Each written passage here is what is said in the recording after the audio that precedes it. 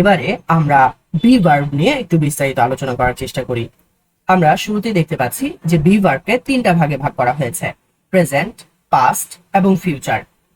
প্রেজেন্টে am, is, are, পাস্টে was, were, ফিউচারে shall be এবং উইল বি। সো আমরা একটু খেয়াল করার চেষ্টা করি। প্রেজেন্টে এম ইজ আর এর মধ্য থেকে এম ব্যবহৃত হয় আই এর জন্য, ইজ ব্যবহৃত হয় সিঙ্গুলার সাবজেক্টের জন্য, মূলত থার্ড পারসন সিঙ্গুলার সাবজেক্টের জন্য, আর ব্যবহৃত হয় ইউ এবং প্লুরালের জন্য। তার মানে আমরা কিন্তু ইজিলি এবার দেখতে পাচ্ছি যে এম এর জন্য এমটা ব্যবহার করবো, আই এর জন্য সিঙ্গুলার সাবজেক্টের জন্য হবে ইজ, ইউ এবং প্লুরালের জন্য হবে আর। পাস্টে যেটা দেখতে পাচ্ছি ওয়াজ আছে, তো ওয়াজটা হবে কার জন্য? সিঙ্গুলার সাবজেক্টের জন্য। আর ওয়্যার হবে কার জন্য?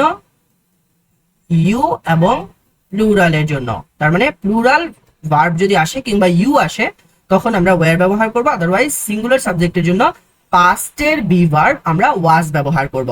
এন্ড ফাইনালি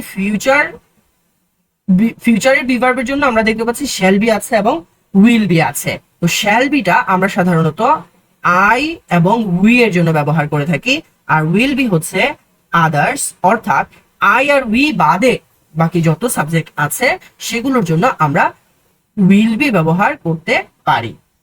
সো বি ভার্বের বিস্তারিত পার্টটাও আমরা ক্লিয়ারলি বুঝতে পেরেছি।